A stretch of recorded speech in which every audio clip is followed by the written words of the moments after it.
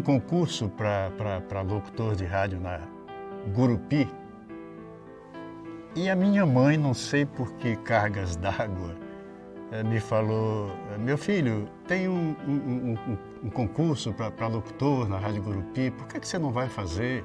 Você tem a voz legal, você lê bem. E aí eu relutei ainda um pouco, porque não passava pela minha cabeça ser radialista. E fui. 5 meses depois eu fui chamado. Daí começava a minha carreira de radialista na Rádio Gurupi em 1965. Na Rádio Gurupi, onde eu comecei, tinham pessoas maravilhosas. O diretor era o Dr. Luiz Chung, o diretor-geral da emissora. O diretor artístico era Lauro Leite, Dr. Lauro Leite. Aliás, é preciso que eu enfatize isso. Eu encontrei, a maioria das pessoas eram formadas, advogados, engenheiros, e o rádio, na época que eu entrei, era considerado como bico. Você ia para ali, arrumava um horário numa rádio para se promover ou coisa parecida, e eu tive muitos amigos ali dentro, como o Lauro Leite, me orientou muito, Sérgio Brito, finado Sérgio Brito, Dr. Mário Leonardo, Fernando Coutinho, aliás, Raimundo Coutinho, que fez rádio durante muito tempo, e vários outros. Quando eu saí da Rádio Gurupi para a Rádio Difusora, eu até comento muito isso entre amigos, eu já era radialista, criei um programa na Rádio Gurupi chamado Astros e Estrelas em Desfile, ao meio-dia. Ele começava meio-dia e terminava 1h da tarde. O mais interessante é que eu já era radialista, eu já tinha carteira de rádio, mas eu tive que chegar na difusora, fazer uma prova, passar por um teste para poder ingressar na Rádio Difusora. Logo que eu entrei na rádio, eu não tive programa, era impossível, porque eu encontrei um quadro de apresentadores, de locutores espetacular. Bernardo Coelho de Almeida, Fernando Souza, Murilo Campelo, José Branco, José Joaquim. Era uma pleiade de locutores maravilhosos e eu fiquei ali, eu diria, em stand-by. A qualquer momento eu teria um espaço. E o primeiro espaço foi de 2 às 4 da tarde. Era um horário que era um musical com blocos comerciais dentro desse musical. Começava às 2, terminava às 4. Daí houve um Ibope e a difusora oscilou nesse Ibope. E surgiu a oportunidade de eu ser convidado para fazer um programa para a juventude. E aí surgiu, esse programa foi criado por finado Sérgio Brito, o Jovem 680, e me deu as coordenadas de como seria a apresentação do programa, e eu fiz durante 10 anos, numa época fantástica, que foi a década de 70, músicas nacionais, músicas internacionais, e surgiu a ideia, como eu fazia um programa para a juventude, especificamente para os jovens, fazer uma vinheta com o rei da juventude brasileira, que é o Roberto Carlos.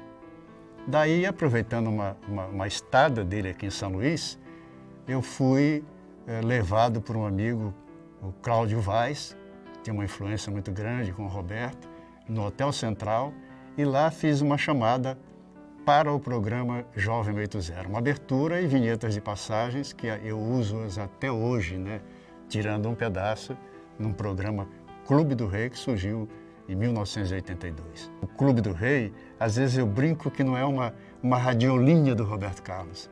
Não, eu quero ouvir Roberto Carlos, eu vou ligar a Rádio Cidade dia de domingo, às 7 horas e ouvir.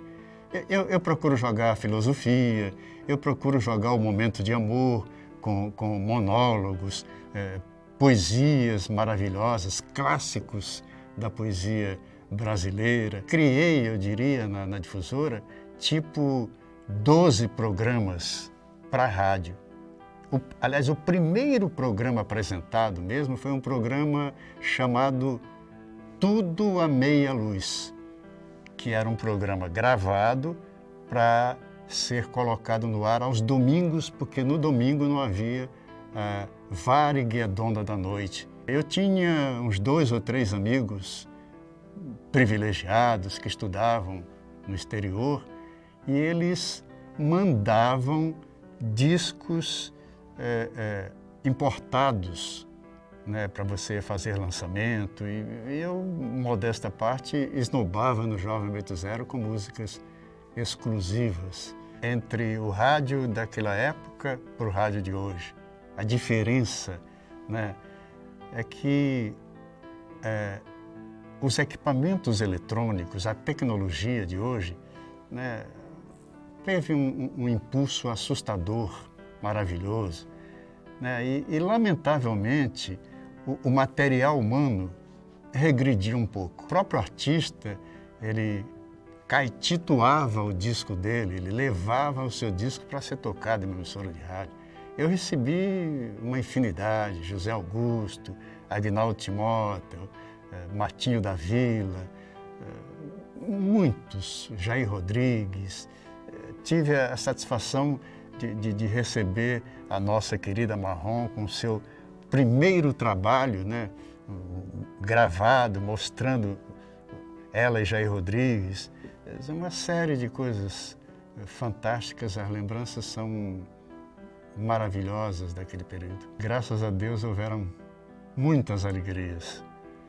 Ter tido do meu lado pessoas fantásticas como Bernardo Gulho de Almeida, pessoas como José Joaquim, pessoas como César Roberto, grande locutor, Diel Carvalho. Quando eu apresentei um jurado na televisão, dividi a mesa de jurado com o maestro João Carlos, com a professora Herbênia Machado, com Facuri Hilo, artista de teatro, ter acompanhado passos de Oberdão Oliveira, alegrias de ter recebido nosso querido Nonato de Nonato e seu conjunto quando gravou o seu primeiro LP. Eu hoje até trabalho em rádio, eu não diria nem trabalho, eu diria que eu me alimento, né? É como se for um bálsamo, um lenitivo, né? É tão gostoso fazer um programa de rádio. Eu acho que pelo tempo que eu tenho em rádio, que é difícil não estar no rádio. Tem uma magia o rádio, apesar da concorrência hoje ser enorme, né? Porque você tem, na época do Jovem 80, para voltar um pouquinho, a televisão entrava no ar. Primeiro só se tinha uma televisão no Maranhão, era difusora, não tinha nem a TV educativa.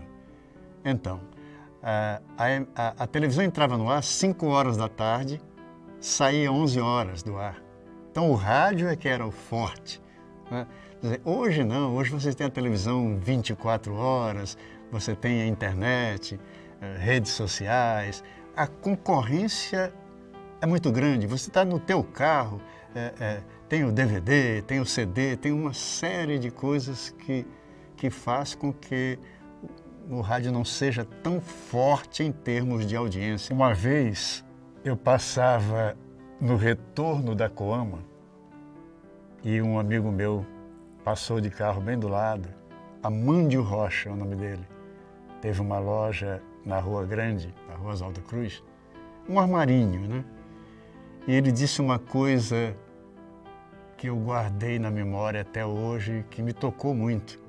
E quando eu me lembro, ainda toca aqui no meu coração.